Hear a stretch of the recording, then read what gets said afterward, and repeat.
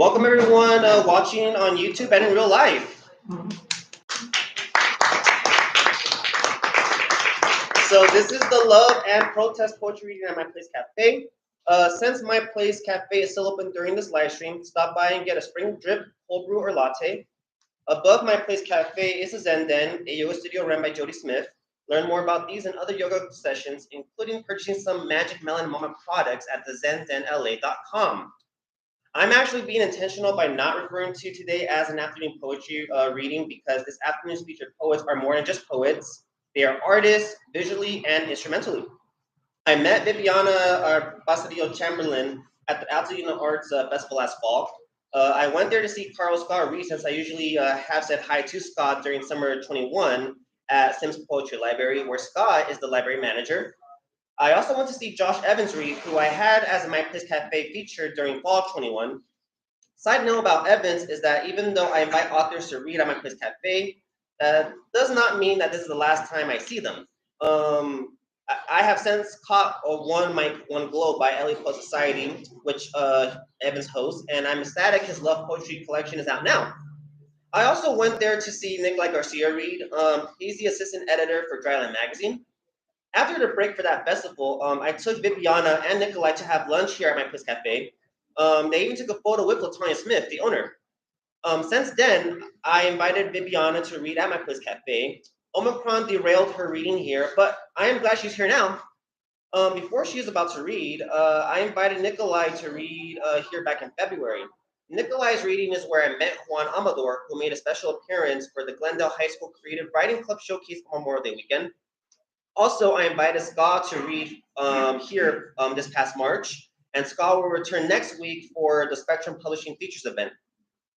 Back in April 2022, Vibiana went to the release party for Scenes of Southern California by Fort Brothers Press at Truly Fresh Air in Arcadia. I believe that I just saw her copy of the book here earlier. And I even saw, and that's where I saw her read again, and we got to reunite. And last month, I browsed KCRW around the internet and saw that they interviewed Gillian Chamberlain. She's Vibiana's granddaughter. Vibiana told me to look her up on KCRW after I already had looked her up. While internet browsing, it appears she ended up on my radar automatically without me intentionally looking her up. So I hope that makes sense. Also last month, I was given the special opportunity to read both of Vibiana's Chicana on Fire and Gillian's Miss America is a Lesbian. Since I already feel I'm taking a little too long, like Brenda Vodka's and Anne-Marie Wells' event last month, Margarita Lopez, who is a professor at Cal State Channel Islands, is going to say a few words about Gillian Chamberlain. So please clap your hands for that. And if you want to come up or... What? Yeah, if you want, yeah.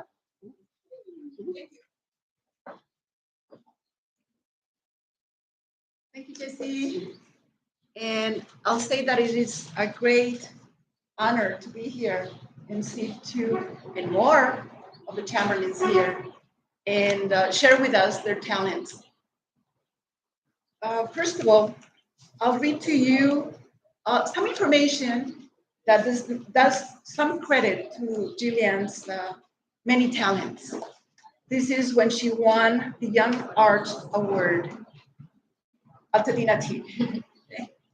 Gillian Chamberlain was named one of the top teen artists in the United States by the Young Arts competition for her film, The Dinner Party. The 17-year-old Chamberlain said awards weren't on her mind when she made the film. I made it at a time when we were all kind of alone, Chamberlain said. And winning an award for it, I'm just so grateful and a little bit humbled because I didn't think that would happen. Chamberlain joins a distinguished group of accomplished artists such as Daniel Arsham, Terence Blancard, etc. And we are thrilled to announce this is from the paper, this year's Young Arts Award winners, an extraordinary group of promising, accomplished young artists, and congratulate each of them on this exciting milestone in their artistic careers. Executive Director Jewel Malone said, Young Arts empowers artists to pursue a life in the arts beginning at the critical time when many are faced with decisions about life after high school. Giving us graduated valedictorian, I believe. There's so many talents, okay? So I'm sure we will continue to hear of them as Gillian lets us know throughout her life. So we we are proud to support these young artists at the beginning of their journeys and look forward to becoming a resource for them at all stages of their careers. Chamberlain is a senior at the California School of the Arts, or was a senior, in San Gabriel Valley in Altadena, where she's a member of the Creative Writing Conservatory. She made the dinner party in November 2020, still during the pandemic. Okay? The dinner party touches on the loneliness and personal introspection she experienced during the pandemic. At the dinner party, each character represents parts of one's personality. Vastly different from one another, they have their own internal dialogue about a long lost beloved ferret named Stacy. Love letters hidden beneath kitchen sinks, the documentation of the faces met in dreams, and the reasonings of a girl who would walk all over someone if she could. It's kind of reassuring that an art piece that was meant to connect with people actually kind of resonated with somebody else, Chamberlain said. I think that was the whole point of the piece. The dinner party came about after receiving a prompt to write poetry about herself and then put it in a visual format. We'll see that as we listen to her poetry. There's so many images that I get chills to think about because the images are there and they're very touching in many ways. Okay. Chamberlain wrote, filmed, edited, and acted in the piece, which is available on Chamberlain's YouTube channel. I could be kind of outlandish with it, and I didn't have to be serious, Chamberlain said. It really was the first time I'd ever made a creative project that was just about me, which was kind of odd, but it was also very refreshing in that way. So also, to have a piece that's so personal to me, recognized, it was just reassuring that, okay, so putting yourself in your work is a good thing to do. It connects with people and being honest in that way.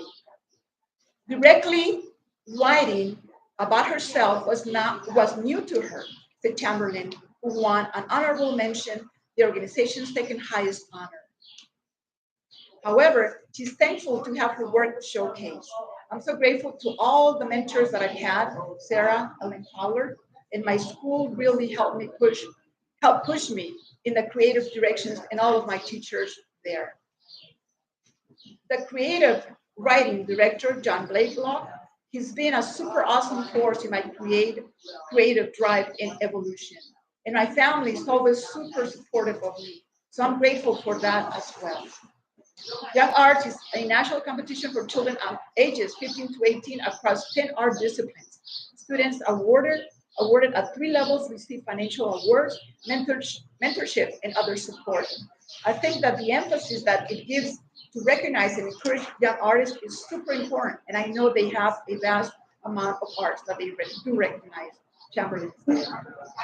Chamberlain said she wants to major in film in college and collaborate with other filmmakers and artists to broaden her horizons. And I'm sure we'll be seeing some of those films being awarded.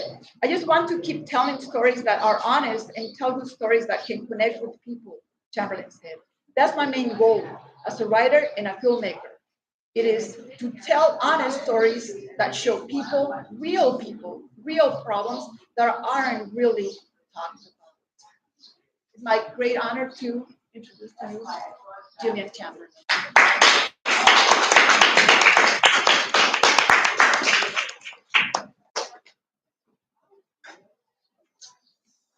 Hello, everyone. So I recently published my very first poetry book called Miss America is the Lesbian. I have always been writing poetry, and so this is kind of like my first debut of that work. The first poem I'm going to be reading is People Call You a Messy Girl. Your mouth's dry, struggle to swallow, you forgot how. You were always a pretty girl, and the guys would always walk you to your car, and you always hated them. You wanted to put on a show, sing girl sing, dance girl dance. You wanted a spit-stained glass to emerge from the bar and stain your lips with the color of gin. You wanted to be so plastered that you would wake up the next morning drunk and count the bruises on your body. A cat named Genevieve took a liking to you that night when you collapsed outside the back door. People call you a messy girl, devalued by substance, and the bleeding butterfly tattoo on your neck that you got when you were 16. They didn't know you fucked the president. The CIA said they'd kill you if you did.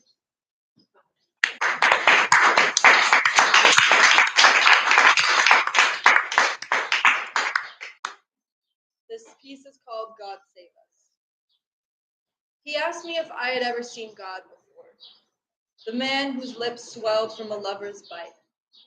I had a dream as a boy where a figure walked to the left side of my bed and he watched me sleep. I woke up the next morning and my dog had died of a spider bite. Closest thing to God I ever got to was that figure. He waited for my silence to end. He pulled his shirt over his back, and I was face to face with God in the form of a shaky-handed tattoo on the back of a stranger.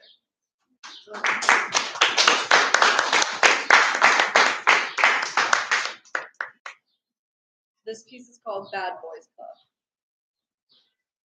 I wonder if any of those girls would love me. The ones from the page of your dad's Playboy magazine, the blonde on page 26, and a cheetah print gimp suit. We all congregate on Tuesdays to choke on cigarettes and throw rocks at the dog next door. To search through our father's closets the night before, praying something will fit, maybe next week. To become the man we all hate just to humor tradition. To want to be held so badly that we wrap ourselves in the living room curtains and cry to ourselves at night. I wonder if any of those girls would love me.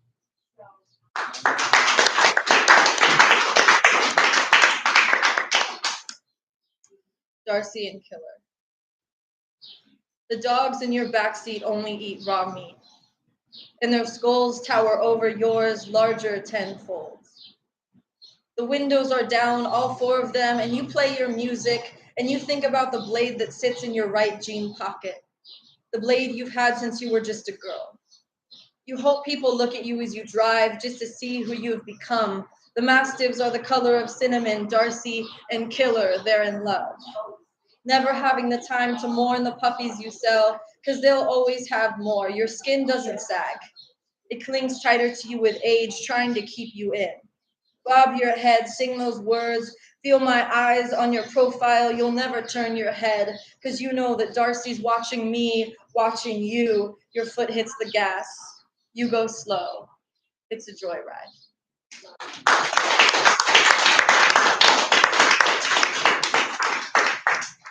Stacy. The burn scar made my stomach ache. I lit my father on fire out in the field. The one visible from the kitchen window that sits above the sink. And then I washed his dishes, I made his bed, and I polished his black shoes. I never knew why I loved him the way I did. I set his shoes by the front door, the keys to his truck in my pocket. I always wanted to be a girl. I always wanted to kiss a boy. I always wanted to wear short skirts. I always wanted to drive into town and order a steak sandwich and tell them the order was for Stacy. And when I got home, I would run to the burn scar and I would eat my charred meat. And I would think of you, Daddy, and everything that you said I couldn't do.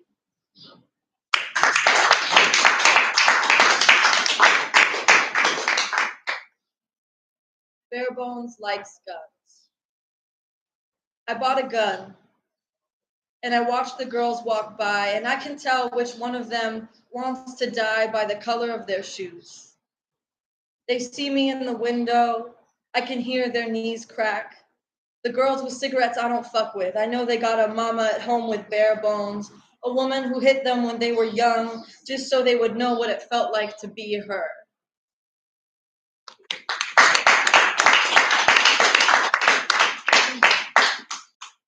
Amongst blood. And when the flames die down and I'm nothing but dust, let the hounds run me over.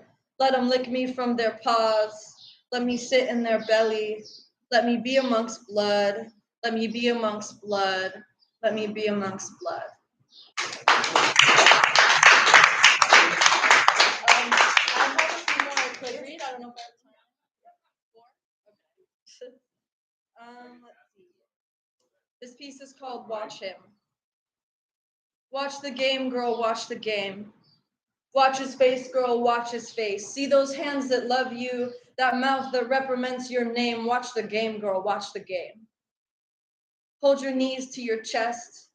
Hold them there tight. Feel your heart beat on your thigh. Feel it beat, girl. Feel it cry. Because every day you live on, a piece of him withers away. So watch the game, girl, watch the game.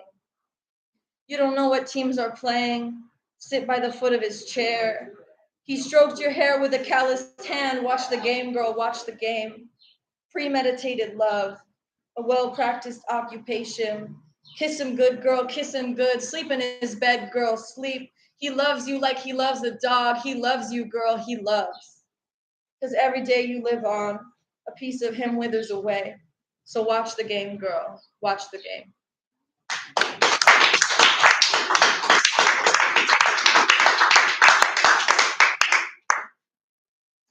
This next piece I'm going to be reading, I submitted to a poetry contest for KCRW, and I was chosen as one of the top 5 poets for this poem. So I'm actually going to be performing at the Mayan Theater tomorrow in the KCRW Young Arts Showcase. So I'm going to be reading this poem there tomorrow. It's called Darling. I'll give you everything. I'll cough up my pearls, the ones that had grown in my belly, and I know that when I see them, they'll be stained with blood. And I'll smile at you, my gap-toothed smile, teeth outlined in that same red that runs through my veins. I'll spit them into your hand, and you'll pat me on the head and stroke my cheek. You created those little pellets of beauty from nothing but waste. You threw dirt in my eyes. You rang my neck in the shower curtain. You counted the seconds as my head submerged in the kitchen sink and handling the food that had clogged the drain. And when your hands loosened and my head rose, the peas and the carrots, they clung to my hair. They clung to me like gems. The air tasted sweeter than it did before. And just like that, a grain of sand had been forced down my throat. A little piece of your pain. And it sat in my belly till a pearl, the size of my thumb, parted the pathways of flesh and climbed out of my chest just to rest in your palm. Oh, I love you, darling. I love you oh so much.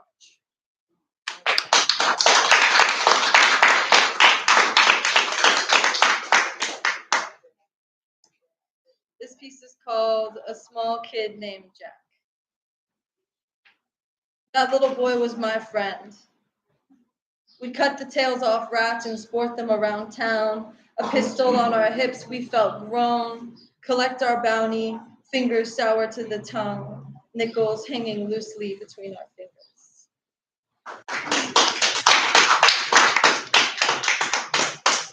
And I guess I'll read one more. I've almost read everything in here. So, yeah, short but sweet. This piece is called Men Refuse. Prince, the unloved protector. Your hair grew on you like moss, trapping flies on your skin, the ones that would follow you as you fell asleep. Under the porch light, you collapsed, crossed the threshold once you die. You told yourself you'd die. I love you, sweet boy dog. I'm sorry you could never be saved.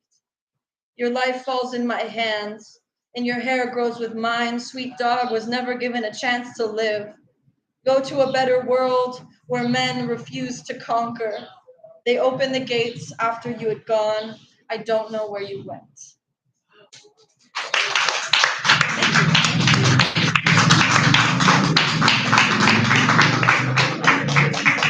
Thank you so much, Gillian. Thank you for reading. So, Margarita Lopez was a nice surprise to me today that she was going to introduce Gillian, but I'm going to share a few things, what I thought about some poems from Miss America as a Lesbian. Just a Can we title. do questions afterwards? Huh? Can we do that? Is that a question for reading? No. After my reading, we'll do questions. Yeah, of course. After my reading, we'll do questions. Yeah. Both of us. Yes. So just the title of the collection alone is provocative. For the poem Bad Truck, we learn simply that the vehicle is bad luck. So bad truck equals bad luck. That's how I put it in my head. The piece at the center of the book is very metaphorical, quite edgy actually. It's that black piece in the center for those that have read the book and have seen it. Do you want me to read it really fast? Sure, yeah. Oh, yeah, you can just go ahead and read it from there. Okay, so there's just a centerfold piece. When I look in the mirror, I see the gun my mother held as she shot that damn rooster right off my face. Yeah. Mm-hmm. So during one of the days that I was actually reading this book, I spoke with a barista at a Hollywood coffee shop I was at when I was reading that particular book. And he said he was from Wisconsin. And I couldn't stop thinking about him whenever I revisit a wolf with gold skin. The gentleman in that prose poem is said to tattoo dogs.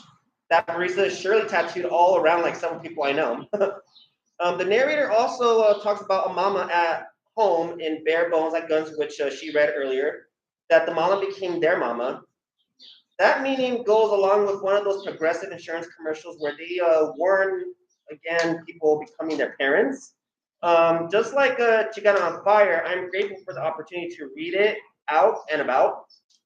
So now I'm going to go ahead and briefly discuss Chicana on Fire here. As a sonnet, Mexican of America is quite lyrical. Although the sentence, Mesito come, America you call, is one line, it can be read like two lines, where Mesito come is one line, while America you call is another separate line. So you can think of it this way, Mesito come, America you call. Alrighty, in the Mexican Storyteller, it discusses opinions on the best time to tell stories as a storyteller. I felt like several moments popped into my mind while reading The Many Faces of La Llorona. There are different various depictions of La Llorona that we all know about. I thought about the time I watched the 2019 version of that movie at a theater. For the stanza that mentions the San Gabriel River, its description is quite personal to womanhood. The bilingual poem, My Ars Poetica, has a message. Dreams are greater than life. What I love that happens in real life is when those dreams get manifested, impacting all living persons and creatures that surround it, like right here, right now. So please clap your hands for Vibiana Barcelillo Chamberlain. Hello, and I would be happy to read La Llorona. It's on the table there. Chicana on Fire. Yeah, thank you. I'll read that. The first poem and the ones that proceed really are about the mother. Everything's about the mother and the child and loss. And I find that that's primarily all the themes. And behind me is the wall of the names of the children that were slain in Uvalde. They're here. And many have been slain in Pasadena and Altadena by sheriffs in this area. So their names are here. Also, I wanted to mention that Josh Nelson, he's a local young man. He's been missing since 2018. His dad lives around the corner and he's still looking for him. And I have a card there and he says, Jonas, come home, I miss you. So the mothers and the fathers both suffer from loss of their children. And this is a woman who suffers from no place, no mother, no father. I drift off to a sleepless sleep on this cracked sidewalk of puke and gum spots. Mi mama, I dream of her. I am a newly born fetus with eyes staring. I no longer fear the rats nor the spiders that nest in my blanket. I am no longer a hedionda. Mama calls me her bebecita. She plays cosquillitas with my toes. I love you, she coos. And I dreamed this voice. And I say with my eyes, I love you. Mama whispers with all my heart. And the baby says, with all my heart. Then mi mama sings to me about the cielito lindo in my eyes. De la morena, cielito lindo, vienen bajando.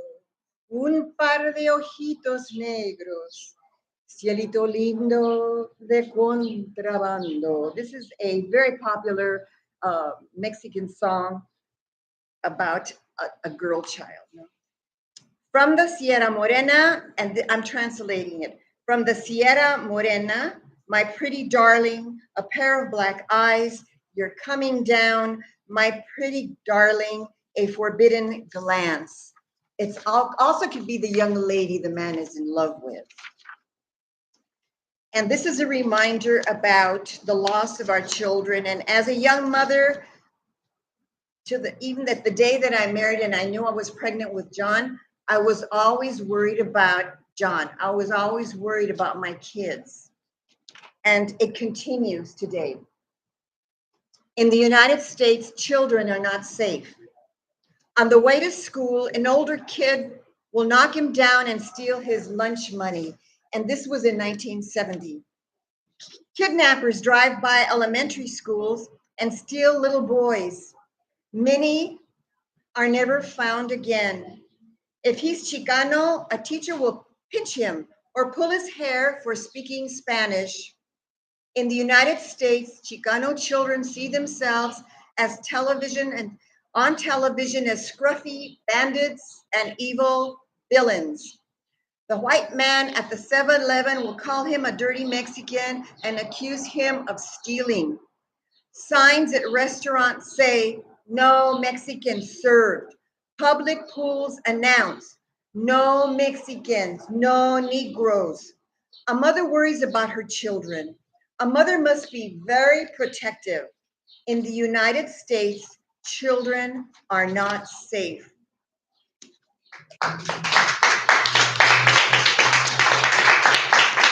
And in this next poem called Woman on Fire, it's could also be a stereotype thrown on Latina women. You've heard like the hot Latina. And you know what? I'm proud to be hot. I'm proud to be fervent. I'm proud to be passionate and dedicated, right? And just like the mothers in Uvalde, some of them broke the police lines and they were passionate and hot and they just ran there and broke windows to get their kids. So I'm proud of that label. So this is a historical look at that moniker, Woman on Fire. Mujer encendida, woman in flames, ardiente, caliente, hot soul, hot mother, madre tierra, lava, hot, burning infierno, burning, burning hot. She's on fire, she is fire, fire walker, spirit mind, soul of flame, con pasión, pasión encendida, hot, hot, hot Latina, hot spice, fiery chiles de México, México, mexica, mexicana, mechuda, enchilada, indígena, curry, China, chorizo, fire breathing, she dragon, protecting her dragoncillos, her lair, female, male, she flew to me. Androgynous, La Diabla with her male organ, pitchfork, fork y escoba, la escoba de la bruja burned alive como un chicharrón, martyr, witch, saint, yo, tú, a flame, curandera, cocinera, keeper of the flame, goddess of the hearth, fire of life, mujer in flames.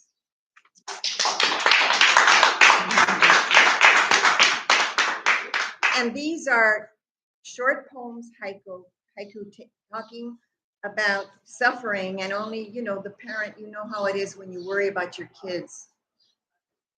Big worries, always worry. Knives to my chest and one deep arrow to my heart. I suffer from arrows and knives. I am a brown woman. Profundo sufrimiento, profound suffering. Cuchillos en mi pecho y una flecha profunda en mi corazón. And I translate it. Sufro por flechas y cuchillos. Soy mujer morena y madre. I am a brown woman and mother. And this is, thank you.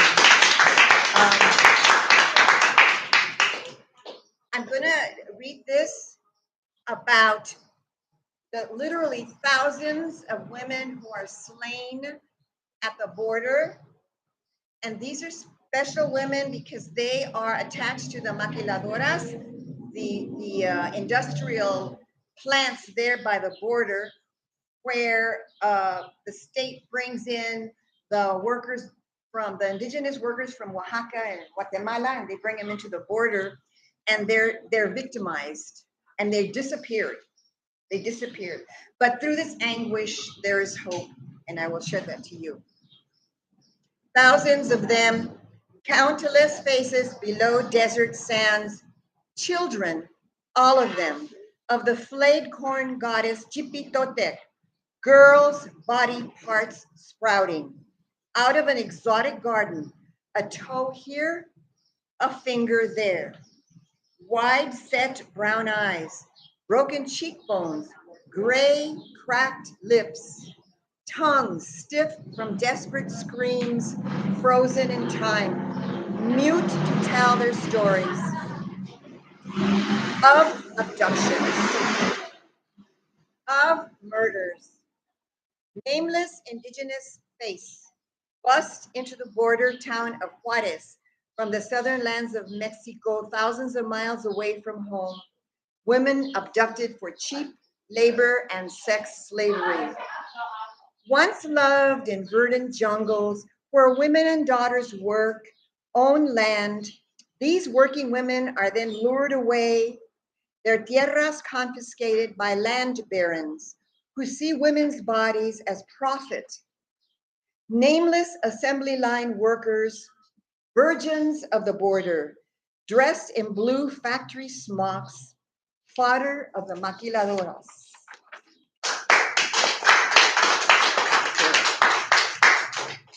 And then, of course, NAFTA. You know, NAFTA's free trade.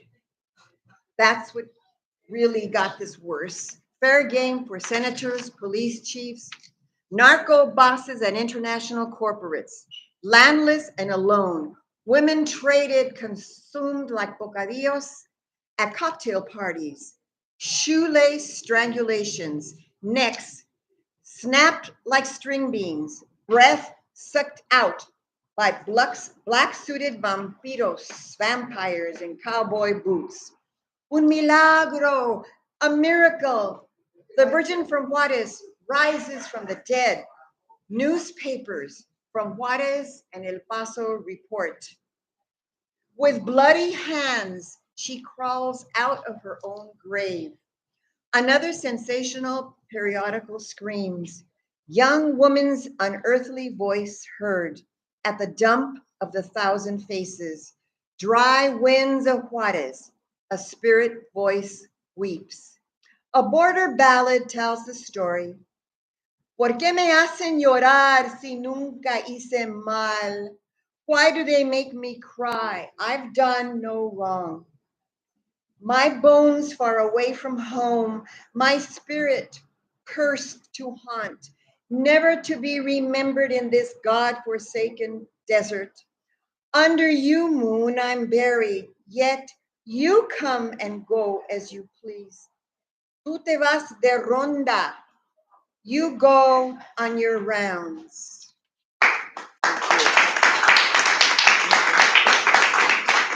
And I will read the La Llorona. And I wrote this thinking of all the waterways, because the Llorona is everywhere. Pasadena, Chihuahua, wherever there's a waterway, even if it's a little muddy trickle, there you see La Llorona. So this is, I wrote that here. That's scary. Yeah, it is. It's supposed to scare you. It's supposed to scare you so you'll behave. That's what the mothers say, you know. You better behave or La Llorona's gonna get you. You know. But this is one of the ones. Now, this is the woman giving birth, and I use as a metaphor. The Llorona is she loses her child, right? She loses her baby. And I am talking about this, about how it feels to lose the baby. Okay.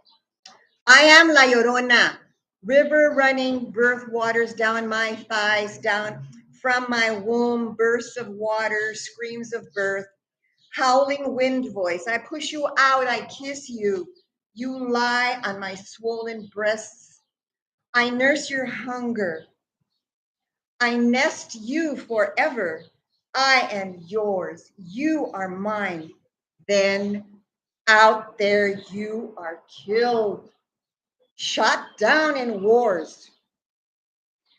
From my soul I scream, always searching. Llorona, la Llorona.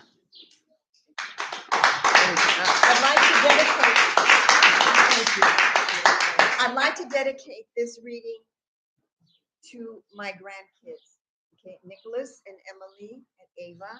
And thank you, Gillian. You carry on the tradition of Mexican family storytelling. I'm very proud of you. And Ava, thank you for filming the stories. Thank you very much. And, and this is a prayer that Grandma Emilia wrote before she died. And I'm going to say it in Spanish, then I'll say it in English. And it's this, and it's a consolation to the kids because she was young in her 40s.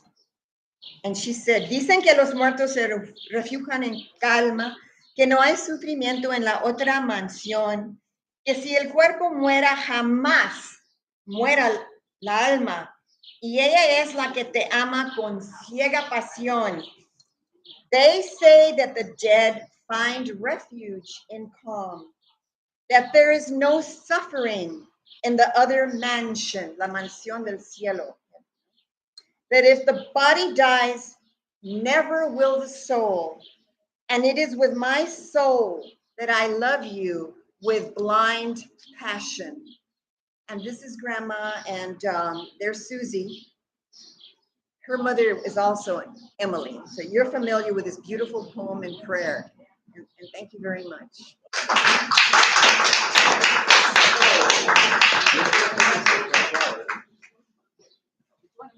Yeah. Okay, that's fine.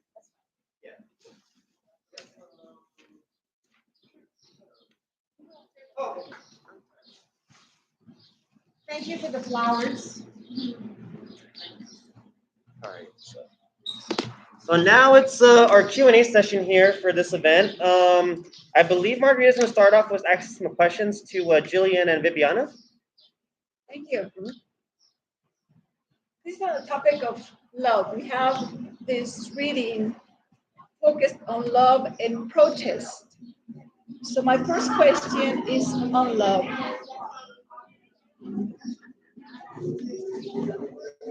Give me 1 second and I'll scream. Okay. Yeah. We're in the middle of life of the city. Yes. Yeah. Okay, so Sorry your about that. experience in playwriting and performance can be clearly perceived from the images of characters and how they show their emotions with their bodies. An example is, you read it, when the boys, Bad Boys Club said, to want to be held so badly that we wrap ourselves in the living room curtains. And also in your poem on Un Bolero, and my head lay in anguish, and I dreamed.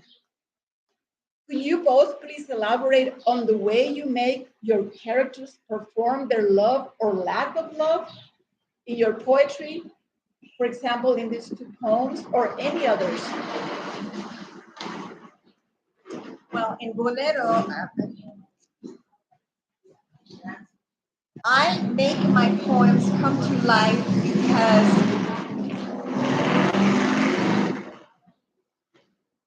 as my family will attest to this, they are based on life. And that poem, Bolero, was based on an accident that I had. Karen went to see me at the Huntington Hospital, and she said that I looked like Frida Kahlo. There was a halo of blood around my head. And then I had a dream. So that inspired me with that poem. And then I've always had dreams about, I miss my dad. I miss my dad. See? And so, and I dreamed about this wonderful, it's like a novela in a dream, where this older, handsome man came and he had the most beautiful, a certain Mexican voice that's high pitched. I think it's an indigenous voice. It's a special voice. So this man came with this beautiful voice, and then I felt saved from the blood or the bleeding or the suffering. And I hope that that explains that the color of the blood and the fact that I've missed my father, I've lost him. Those are very concrete things. So that's what. Yes, you're in the middle of that sandwich, and then still you dream. Oh yeah, I That- got to mix. Yes, so some people may not see that, but you find that floricanto out of something, you still feel the beauty of the experience. And that's what I perceive. Yeah, I'll just say this really quick. Floricanto is in art, music, and poetry. It's the beauty and the suffering. The beauty and the suffering. And thank you. Thank you. Thank you. So the question was about kind of like the performance and the kind of the body expressing love or lack of. Right. And as a reader, I can see that expression so vividly on the images. When you see the boys hiding the curtains because they lack a hug, Yeah. that really, that really got me to think of how people feel. I sometimes, yes. Yeah, in a lot of my poetry, like especially Bad Boys Club, I really wanted to highlight kind of like the passing down of habits or traumas onto children. And I feel like in this one, all these boys are trying so hard to be their fathers and to be this cookie cutter image of what like a man should be, and it's just simply not possible. And you know, no matter how badly you want to be held, sometimes you just can't ask for it. And I think that's what I wanted to highlight with that. But I feel like the body really is like you can see how somebody through their body. I feel like you can see a lot through teeth. I use kind of that as an imagery. I use blood is definitely one of my images. I just feel like the body is a direct message to how you're doing and to all the things that you don't want people to see. And in a lot of my poetry, I really wanted to talk about and go to the places that we all kind of want to hide about ourselves. I wanted to talk about, you know, how we cry to ourselves at night and we don't tell anybody about it. I wanted to talk about passing out behind bars and the only person that's there with you is this little cat, this little stray cat. I just kind of wanted to go to the places and kind of, you know, use bite marks on the body or how that makes you feel, all kind of just to express wanting to be loved or what the idea of love is, or kind of it's this intangible thing for a lot of the people that I talk about, but it is so desired, but I don't think it will ever be attained. And I really want to use the body to kind of show that. Thank you. Thank you. Okay, so that is about love. Now, the second question is on protest. Protest as it manifests in your poetry. Okay? In your poems, I perceive a fire for life. You just spoke of some other feelings as well. The passion to exist, a strength that continues beyond words and even beyond death. Could you please talk about the symbolism of fire and blood in Woman on Fire, which you read, and also Amongst Blood, which you also read. But the symbolism of these two, fire and blood, as a way to protest to the demeaning women's stereotypes by focusing on the poetic voice, on its strength, on the strength of the characters, rather than the demeaning stereotypes. On these two poems, Women on Fire or in Amongst Blood or any other? Well, the metaphor of fire and blood is very Catholic. And I think if you were brought up in the church as a little kid, you're very impressed with the statue of Mary with this beautiful heart with the flames, and it's very beautiful, you know. So that symbol, perhaps other cultures have a symbol like that, I don't know. But the flame, obviously the flame is kinetic energy, action, right? So the metaphors of the woman on fire, some might be stereotyped, but they're also very aggressive. They're very aggressive. And I think that's good that the woman is aggressive, you know? And in the other poems of protest, I think telling a story is a form of protest, right? Like the slain women of Juarez. I tell it very objectively. This is there, this happened here, there's a finger here, a foot there, but that's the way it is. Bodies are found like that with the fingers here. It's very objective. But then, even though they haven't ended, there is a triumph where she doesn't give up. You know, of course, she says, "Why do they make me? I have done no wrong." So even if the character says, "Why do they make me cry? I've done no wrong," by her saying, "I've done no wrong," is good, because sometimes if you're an abused person, you don't realize that you've done no wrong. You think you have done wrong. You take all the blame. So I hope that's helpful. Yes, it does. It is. And also you're reaffirming that this is real history by clipping or taking clippings from actual newspapers of the headlines that are in a way, always sensationalized. Yes, they're sensationalized, yes. But also part of this is our Mexican belief in folk tales. And I mean, there is belief that the women they're thrown so superficially in the ground that they have crawled out. So they become heroes, right? Yes, they are. Like hope, try to have hope. It's great hope. You say young. With bloody hands, she crawls out of her own grave. Yeah. So she triumphs. Thank you. I mean, it's hope because it's very sad. I feel like almost every single character that I write about is in protest. They are in direct contradiction of tradition, and I feel that they are also different, and they all have their own meanings. Like it almost feels like lore to me, kind of going hand in hand with yours. You know, in Amongst Blood, especially that's like a smaller piece of a longer piece that I wrote. But the protagonist has no fear of death and is almost like yearning to be recycled in this world. Like there is no fear. And in those last three lines, let me be amongst blood. It's not let me be drowned in blood. Let me be taken over by blood. It's let me become part of these animals just so that I can continue living and like my body can continue on and finish this journey or finish this protest just to like get their points.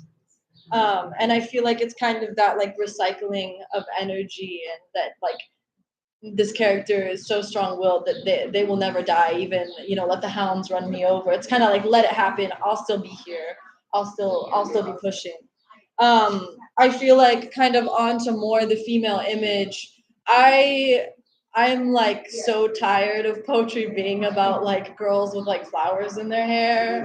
I'm so tired of poetry being about like, woman as the love object, as like this divine figure, without any blood on them, without any dirt on them. And I feel like, the woman that I focus on in my poetry, I admire them and I also deplore them in many ways. Like in Darling, when I talked about that woman, she's being abused and she is allowing herself to stay in that situation, yet she has the strength to endure it. and to survive. Like I see her as this beacon of strength that she misuses. Like if she were here, she could like destroy me. You know, she could like take me out. Like I don't doubt that. Like if you're her enemy, you don't stand a chance. Yet she allows herself to be dominated in that role because it is what she knows. And I feel like there is strength in that, but it's also I feel a cautionary tale. But I do admire her in many ways. Yeah, I feel like even the title of my book is kind of a protest. Miss America is a lesbian. I actually thought of that title before I wrote any of the poems, but I felt like it worked. I kind of wanted to introduce people in situations that were that would kind of tear down all of your preconceived notions about people. And I really just wanted to highlight the hurt and the pain. And also, I think I focus a lot on love and this very warped image of what these people think love is. And I feel like that's like something we're always searching for. So, yeah. Thank you. Thank you both. So it's my turn. Okay. Your turn, Daisy. Yeah. Alrighty. So no, thank you, Margarita. Those are great questions. Seriously. So normally what I do, and Ashton knows this, like for my Place Cafe event, I usually open it up to like the audience. But what I'm gonna do first is ask some questions myself. So I'm gonna start off with Jillian. So for her piece, God Save Us, the question I would like to ask is, well, what is the significance in for people to express their feelings of God being absent in their lives? Well, I'll just start off by talking about where the poem came from. So I was actually driving through LA and I saw this shirtless, I'm assuming he was homeless, man laying on a bench and he was covered in tattoos. Like his entire body was covered. And I just thought about like how much that must have cost him and I guess like the juxtaposition from where he was when he got those to where he was now. And you know, I don't exactly know what I believe in. I believe there's definitely like a higher power than us, but I feel like people hold this idea of God so close to them all the time. And it is kind of insane to me the how God and religion is used to manipulate as well as to heal. And it's really in the power of the person who claims to be connected to it. I feel like God is seen as many things. God can be seen as fate and as luck. And I feel like when something goes bad and you literally have no idea how to process it, you think, how could God do this to me? And how could that happen? And, I kind of made the title God Save Us because the whole poem is kind of questioning if God is real or is he just this image on the back of this man, that was tattooed with a shaky hand. Yeah. And I feel like it's really just up to the person. And if you want to believe in God and use that as your strength. Channel that, but if he's there or not, I feel like it's kind of up to you. And if you think he'll stick by you or not, Right. it's really up to the person. And yeah. Okay. No, that's great. No, thank you for that explanation. I really appreciate that. And then again, we've been talking about this poem a lot today from your collection, Chicana on Fire, with the slain women of Juarez. And the reason I was like connected to that and just like it just stuck with me is because I've read Natalie Center Sapico, who is another poet. She grew up in the fronteras of Texas and Mexico, and she has in two of her collections already. She talks about femicide like several times. And one particular poem, she is called "The Women Who Wear a Surgical Mask." She mentions towards the end of that poem that she doesn't want to turn these women into an aesthetic, but yet other people that I've talked about it says that well, she acknowledges that she kind of has, even though she didn't want to. So, with your poem being more straightforward and just more objective, why do you think it's significant not to aestheticize femicide? I don't know if I thought it that way. Mhm. I think that I just wanted to tell what I see, and I was very upset, very emotional about this. Right. So it's like reportage. I'm reporting it, Mhm. but with poetic language. Yeah. And I think it's a good question because they've been ignored, right? This continues. So why? I know that there are political organizations supporting the women and finding the families and connecting them. There are efforts, but like in the United States, where you can't control these politicians. That's the way it is over there. You know, that these very, very, very wealthy bosses control the government, they control the mayors, they control everything. So as I say, women are fodder, like our military young men are fodder. You know, so I give like a history of it, a journey from Guatemala to the border. So I hope you can visualize what's going on and connect it to our laws, NAFTA, which encouraged that centering of employment need there at the border. The maquiladoras, all those machines, you know. But I make each woman, each young girl real. I describe how she's dressed in a little blue uniform. They have to be dressed in this cute little blue uniform. Yeah. They have to be very neat and this and that.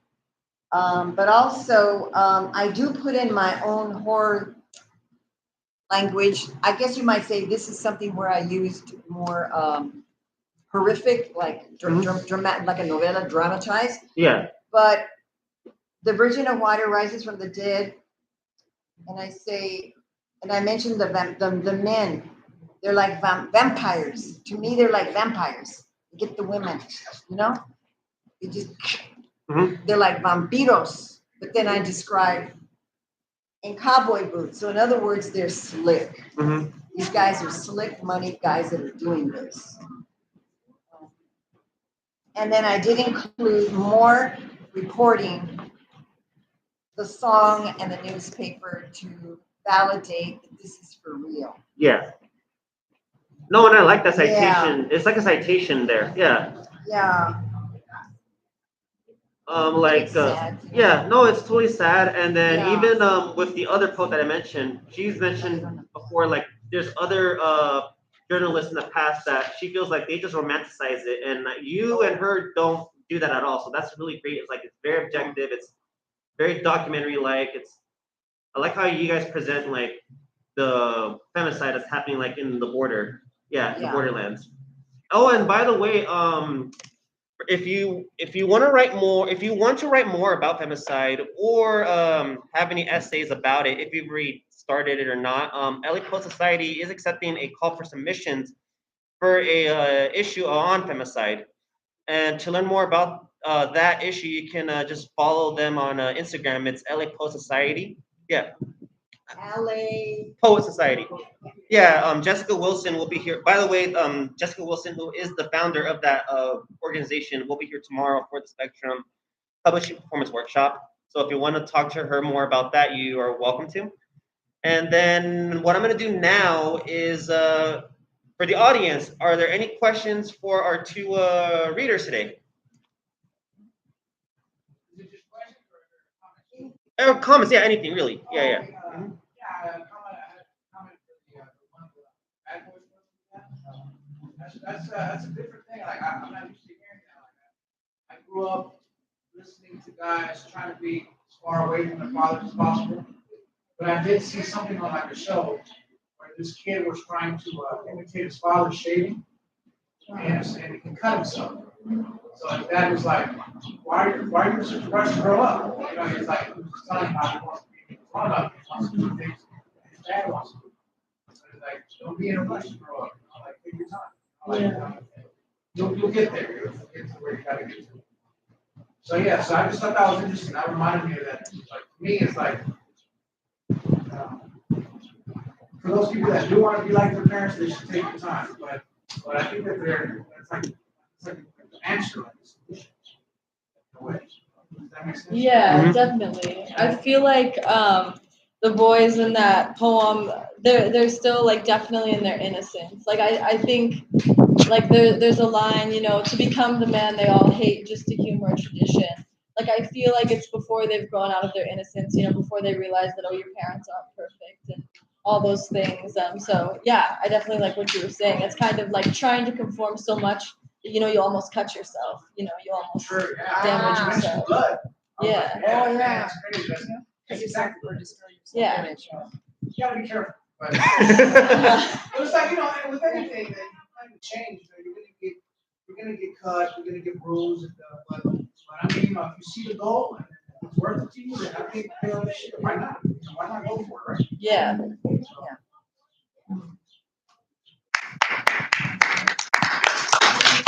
Oh, wait. Any other? Susie. Oh, Susie. Well, I totally appreciate both of your comments.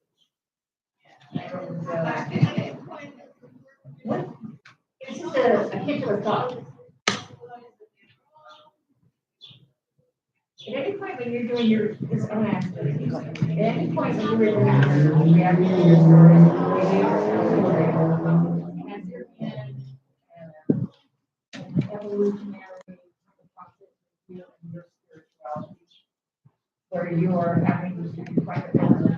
I'm hearing the whole conversation about your poetry, but it's a strong point that's over and over, but it's like, it's kind of like masturbating it.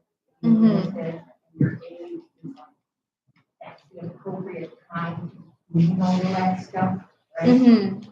So that is sort of like, I thought about that. Yeah. Are you and God one? Huh? Are you and God one? I think I write about God so much because it frustrates me. I feel like I get really upset when people kind of use God as the scapegoat for actual action. Oh. And for a while, I would get, I had this one teacher, and I remember he like said something like, "Oh, like everything you do is because it is God doing it." And I was like, "Well, what about me? What about like me doing it?" I got mad that there wasn't a separation, and I got mad that if you think everything I'm doing is what God is doing, then where's all the credit to me? We are that energy.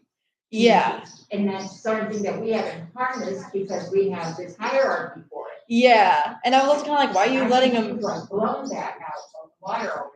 Yeah, I was like, why are you letting a man take credit for everything I'm doing? I was like, what? Exactly. But I feel like I've kind of, I guess through my poetry, I've worked through it. I get it. Some people need God as this person to lean on and to blame things on, or to blame good things on. I think I'm okay with it. Some people need that, but yeah, I guess it always just kind of confused me how when something bad happens, you turn to God, because I'm like, I've never seen him. I don't know if he's there. I believe there definitely is like a spiritual realm, but then you look at all the different religions and you see people killing themselves to prove what's the true God. There isn't a true God. It's just energy, I feel. Anyway, I don't God know. is a woman. Yeah. That's what Yeah. because the woman gives Yeah. life. It's I feel like God can be like so misconstrued, and I feel like a lot of my characters, I don't know if they're strong enough to really face exactly what's going on in their life, and I think it's okay to find comfort in God, but it's definitely something that fascinates me.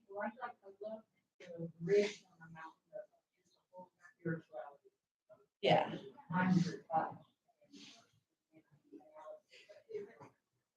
Thank you. Anyone else have any questions? May I present someone? Yes. This is Mr. Wayne Nelson. He's a local father and activist, bless his heart, and he's looking for his son. He's right here. This is it I made for him, Wayne. My son is missing since 2018. Jonas, come home. Come back to me. You never get it. I want you to meet the father of Jonas. Thank you. And there are many more missing kids. Oh, a yeah. lot in Altadena. I don't know what's with the sheriffs. Well, we can talk about that another time. One just passed by earlier. Anyways, thank you all for coming out today for this Love and Protest poetry reading. Please do buy some books and get them signed and talk more with the two authors here. For tomorrow, like I've mentioned to some people, we have Juan Bautista performing here at noon. He's a Latin and soul ensemble band, and a lot of people just here at the cafe refer to him as a flautist because he plays a flute. And then at 2 p.m. we have a Spectrum Publishing Poetry Performance Workshop where Jessica Wilson of LA Post Society is the special guest judge for that event. So that'll be happening after the band. So we just want to tell everyone to have a great weekend and remember to make my place your place.